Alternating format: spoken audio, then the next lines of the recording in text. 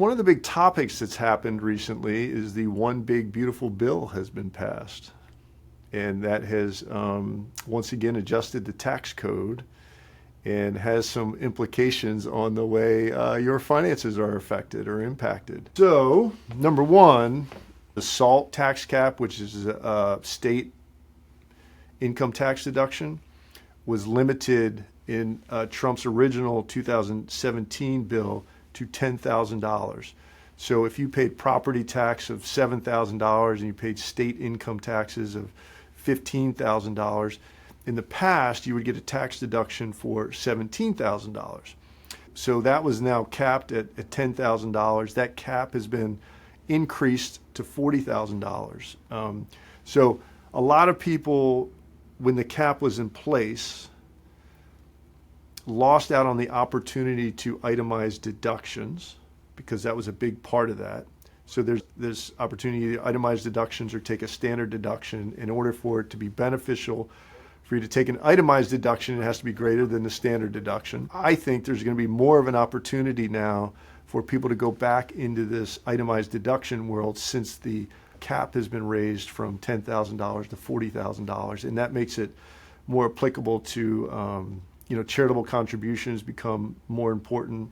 The home mortgage interest becomes more important. Those things start to add up, and there's a likelihood that you're going to get back over the standard deduction. So the other thing that the One Big Beautiful tax bill did, it made a lot of the changes that occurred in 2007 permanent.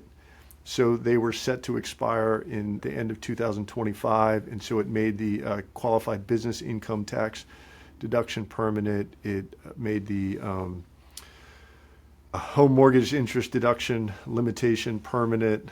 So those are some of the things that it did there. One of the other big pieces of the bill that could have had an impact was there was this idea that the estate tax was going to revert back to its original level, I think $5 million. And that has been set permanent, and it's at $15 million now.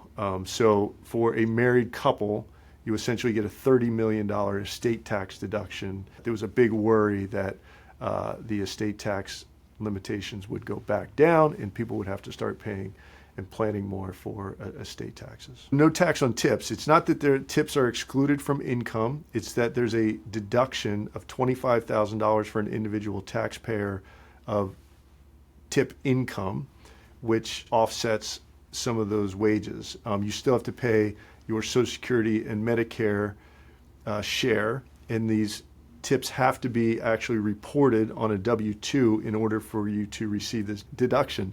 So a lot of people just never reported tips anyways. So this could be a way to have employers proactively put these tips into people's W-2s, and then they go ahead and get this deduction on the back end instead of trying to have a navigate this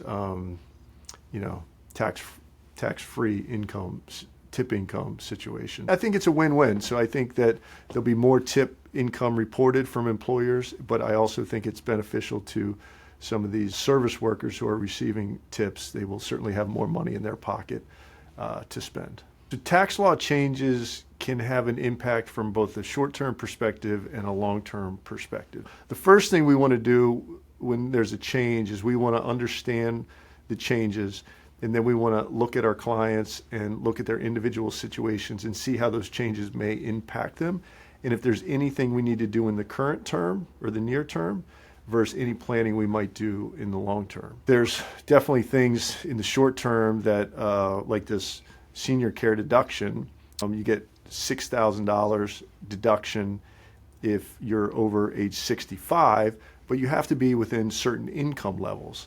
So we need to then look at somebody's situation, and if they're close to this phase-out level, we want to make sure that we're not creating taxes through capital gains or distributions that would phase them out of this deduction.